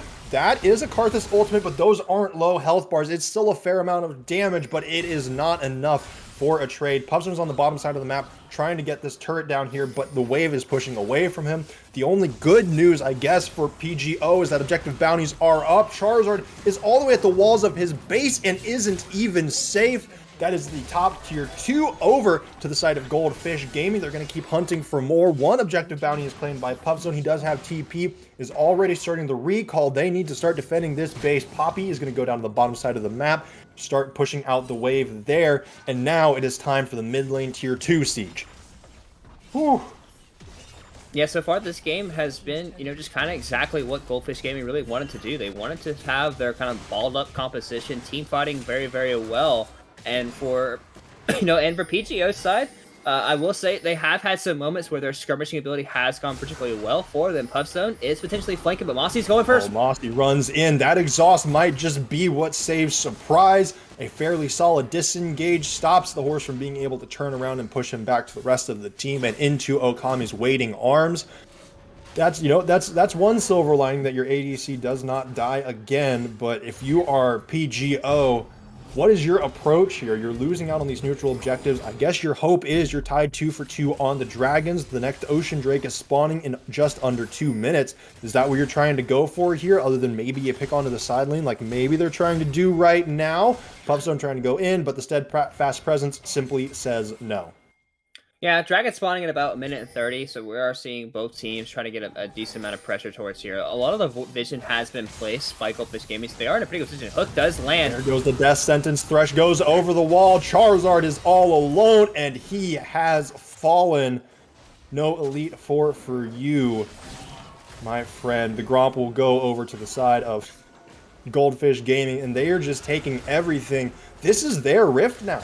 It belongs to the Goldfish.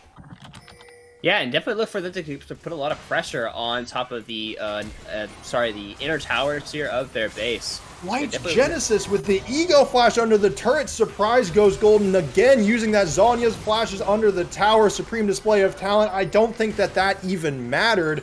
Tries to go for the Karthus ultimate. Maybe we'll get Lights Genesis. No, that Thresh has to be alive on like 1 HP. Never mind, it looks like he's fine. I guess the Locket pop is what saved most of that HP. Yeah, Locket's particularly good against Karthus. You can kind of just time it right before, and you can get a maximum dosage of your shield. Along with Seraphine as well, the shield coming in and the healing as well, keeping most of his teammates pretty healthy in a lot of these fights. They are looking for a wraparound here in the mid lane potentially. Indeed, Okami is going to go and clear out the mid wave.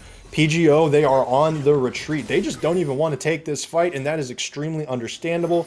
Drake is going to be up in 10 seconds, and PGO do not have a single ounce of vision in this bottom side map, except I think maybe there is a single ward in the Dragon Pit, as well as those two that are up near their side, or up near essentially their base near the Wolf Pit.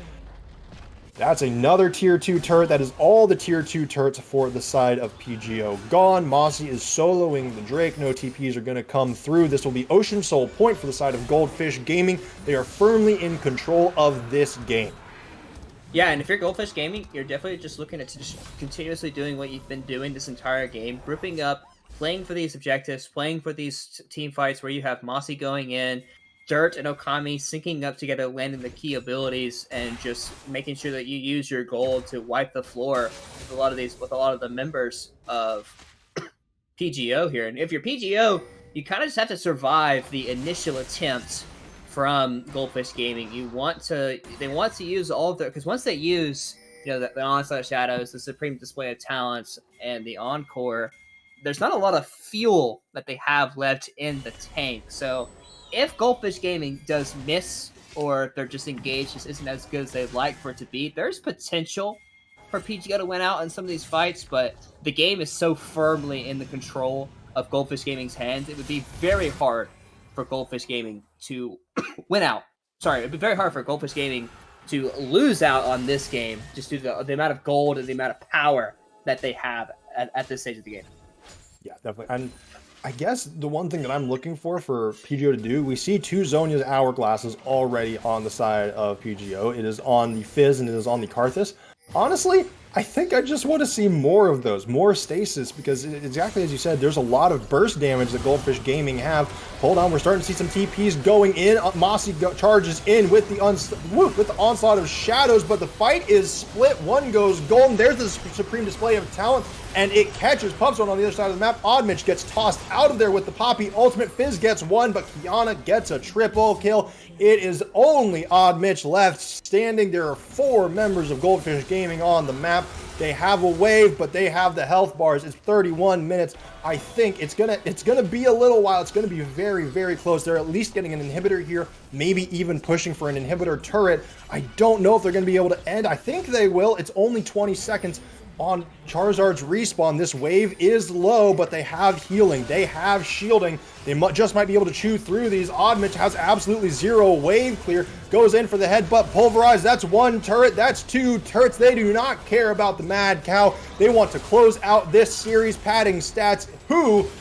Hold on, Charizard is here. I do not think we're going to be able to see this base defense. That is a clean 2-0 for the side of Goldfish Gaming, and they continue their undefeated streak in Thursday CCS. Yeah, and honestly, just really well played by Goldfish Gaming here today. A really strong showing in both games of just having pure control over the game, having a very strong game plan, knowing what they wanted to do with their composition, and overall just playing the game out very meticulously and very well thought out. And they definitely showed why this team is one of the better teams in the Thursday group of the CCS.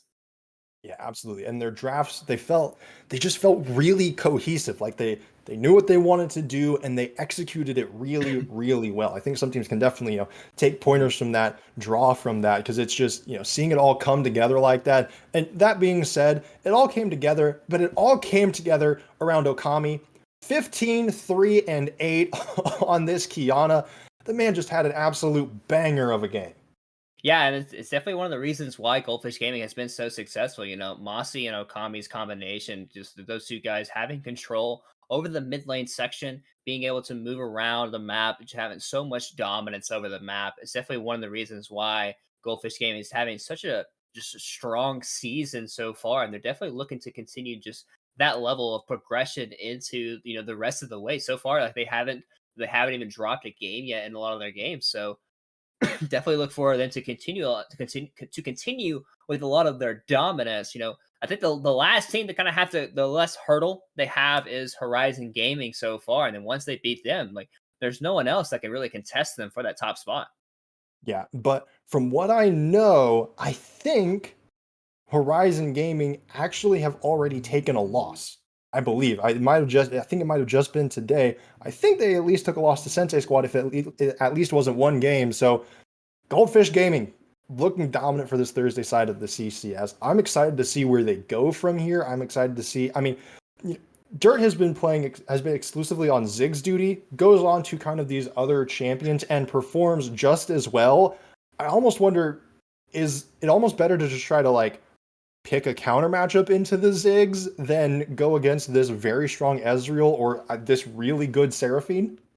It definitely does feel like Goldfish Gaming does have a very clear identity of what the way they want to play. They kind of just want to leave, they want to leave Dirt and they want to leave Peanut just kind of on their own little islands, play for themselves, and they really want to play through Light Genesis, Mossy, and Okami, just having them affect the map as much as possible, and that just really just kind of plays for their style. That's why we're seeing the Ziggs, the Ezreal, the Seraphines, because this entire game, Dirt was just by himself in that bot lane, just completely farming it away. And they didn't try to put any pressure on him whatsoever this entire game. And that's just the way that Goldfish Gaming wants to play. So I definitely want to see if teams are able to kind of like see that that's the kind of compositions they are looking to go for, and see if they're actually able to punish punish them.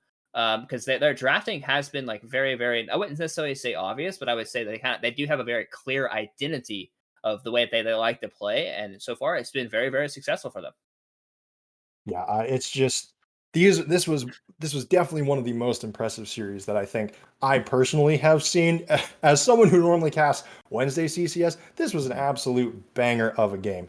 So we'll have to see how the rest of the Thursday CCS pans out over the next few weeks. We are pretty much at the halfway mark of the split, and so any teams that have a losing record, they're really going to want to shape up relatively quickly. And we should have an interview here in just a moment. We're going to see who we can get pulled in for that one.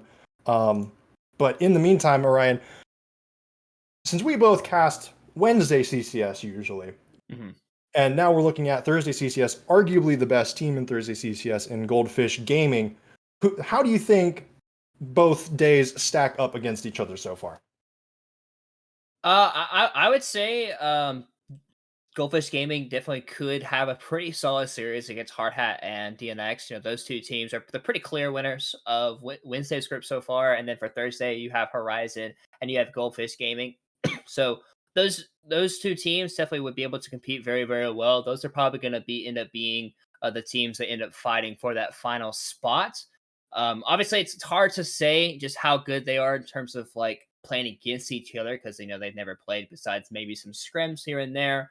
But overall, I do think Goldfish Gaming, like I know, since lock-in, I have been a pretty big proponent of this team, and they've been getting better and better each and every week. And overall, it's going to be, I think they're going to continue to improve and just be a very solid team. Yep. I'm excited to see it. I'm excited to see where the rest of this team goes. Our interview will be with Mossy as soon as production can get that going. We'll have to see. Otherwise, Orion, are there any other stats, any other interesting things that you picked out of this game that you want to talk about? Honestly, I think it's very surprising that PGO left up Thresh in both games. Light Genesis has been a very prominent Thresh player in this game. I think maybe in game one, they kind of had a feeling that they were going to lock in this series, and they just kind of said, "Hey, even if they play the Thresh, we can just have we can just have the movement speed and be able to get out of it." But still, Light Genesis had a very solid Thresh game on both games, and he's definitely the type of person or the type of player that wants to pick that Thresh as often as possible. And it just feels very, I would say, disrespectful in a way for PGO to leave it up for both games. Indeed, indeed. Well, that being said, with those last few notes, we will have the interview just after this short break. We will be right back to talk to Mossy about their 2-0 win over PGO.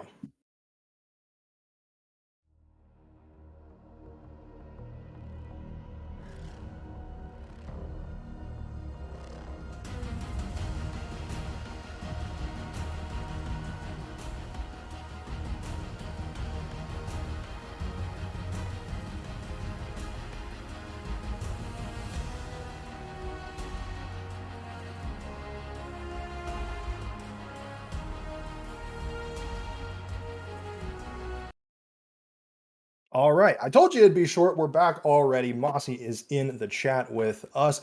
Mossy, again, congratulations on that win over PGO. I know this was definitely one that there's been a lot of smack talk going on in the Discord, but how Right. are you feeling after this game? Were you expecting it to be a 2-0, I guess is my first question? Uh, I've mapped out all of our games pretty much for this season. We actually expected a 2-0 pretty much every single series apart from the Horizon one. So this is just all according to plan. I think people hyped this one up a little bit too much because Puffson and I like to talk. But yeah, we weren't worried going into it, and it just feels like the expected result doesn't really feel like anything. You know what? That's good to hear. I imagine a pretty good confidence booster. I think for everybody watching, that is expecting 2-0s. Hearing that you have it all mapped out is definitely it's scary. Having essentially your team has such strong drafts. I'm not going to ask you to reveal any drafting secrets necessarily, but Hmm. when you come up with these, is this stuff that you guys practice in scrims a lot? Do you go over, these drafts before the game? Like, how Yeah. do you come up with these very interesting drafts? Like, Kiana in the mid lane. So Kiana, well, two answers here. Just to touch on the Kiana champ. Kiana is a champ we played a lot last season. It's the Okami Hayazu Classic. Um, we're not gonna say much more about that because I don't want to get Okami's ego up. He's it's through the roof right now. We're trying to manage it. As for the drafting stuff, the drafting was really the only thing holding us back last season. That and like some coin flippy tendencies. We kind of nailed that down by just like having. Well, we had James with P, our coach, with us like last season, or our drafting coach, and I was just like kind of like the main drafter, and he would just give input, and I would just like pick what I wanted to pick a lot of the time. So I'd like grief the draft, and so now it's like I'm not allowed to do that. So it's like we just win every single draft, and like we literally like honestly, if I was going up against us, like I would have no clue what to do because like there's nothing you can ban. Quite frankly, like there's no way to figure us out because we just have so many substitutes for all of our champs. It's rough. Yeah, I mean, we saw we saw PGO try to ban the Ziggs and the bot lane away from Dirt, and that Right. proved to do absolutely nothing. But also, I guess speaking a little bit kind of picks and bans, mostly I want to know. I mean, it ended up working out, but Orion and I know Orion and I both were a little surprised to see no TP against what looked like a split pushing, Camille with a Shen in that first game. What was kind of the decision there to go like, you know what, we don't need teleports against what should be a fairly across the map team?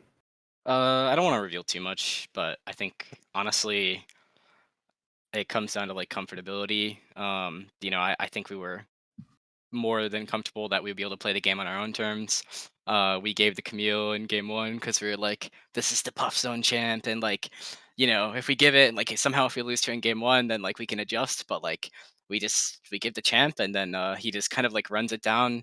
I'm just like Kane. I'm on my camps. I'm like watching this stuff happen top lane with Singed, and like I don't know. It was kind of a top gap to be honest. Like we don't end up actually needing the TPs if we're like just kind of rolling over them, and that's kind of what you saw happen.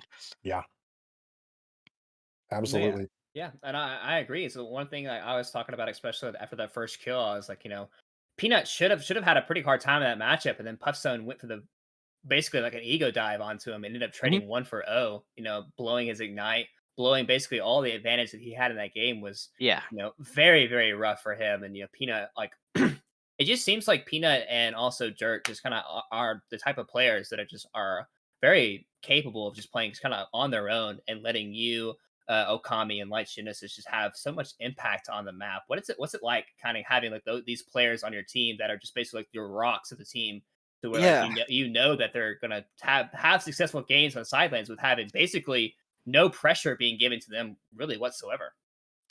yeah. That's a great question. So obviously, I stuck with like Okami and Dirt from last season for a reason. I kind of saw this like vision of like what I wanted our team to be. Um, we were pretty rigorous in like how we evaluated people during tryouts. Mhm. And so like this is all like very deliberate. Um, I think people have been critical at times of their skill because of the type of champs that he plays, but like it makes your game really, really easy as a jungler when you're just like allowed to like be like, oh, I just want you here, and like my support will just come around. Like I'll just be like, all right, like let's go do this, and then Okami's just there. It's really, really easy to like it just enables me to like play however I want. And luckily this season, I think people are like slightly more vocal about we have like a term called like cowboy behavior, and sometimes like sometimes like I just want to play like a cowboy and just like run in and do really crazy shit and just take really crazy fights, which is what we did a lot last season. And sometimes it works out, sometimes it doesn't. But this season, everyone on the team has been like much better about like telling me like, all right, like we'll just be like cowboy, cowboy, and then it's like even though I really want to go, like I can't go. So Mhm. it's been really helpful. Yeah, and That is that's good to that's see. definitely really important for sure, especially like on a champion like Hecarim, where you can gain so much distance from the rest of your team. If no one can Right. follow you up, it's just very it's you basically can be like on 1v4 in some of these situations. So I definitely do like kind of having that level of communication. It's very very important, especially kind of playing those champions like the Hecarim, maybe even the Kate as well. Just being able to just gain so much distance from your teammates. Um, One thing I kind of did want to talk about because you said you mapped out a lot of the Thursday teams. Have you looked into the top of the table of the Wednesday teams like Hard Hat and DNX, and what do you think about those teams over in Wednesday's group? Yeah, actually, so I probably know more than like anyone else on my team, which is why uh, never mind. We won't get into that. Basically, I'm keeping an eye on the other teams. We like to get in Discord and like watch the games together. It's kind of enjoyable because like you have some of the clowny teams in Wednesday, and then you have some of the more serious teams. I think that we have a pretty good read on the Wednesday group, primarily because I think we talked about this before, but like we've scrimmed against TA Knight a fair amount at the Mhm. beginning of the season. Um, Quite frankly, we're just not really scrimming anyone right now because we think we're kind of better than everyone else. So like we don't actually need to scrim. We haven't scrimmed in like the past 3 weeks. If we do scrim people from like moving forward, because we're at this point in the season, I think it's just gonna be people like um outside of like the CCS. Mhm. The only teams I'm really like paying attention to, I was watching Hard Hat a lot. I have a lot less confidence in Hard Hat right now because they look really shaky. Mhm. They need to like I have my own ideas about like what they need to do, but yeah, we're not really watching Hard Hat as much. I would say DNX we're definitely watching. We were paying a little bit more attention to TA Knight, but we kind of like already figured them out, so it's fine Mhm. now.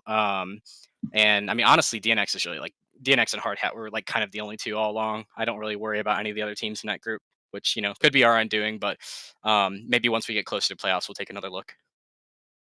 Yeah, for sure.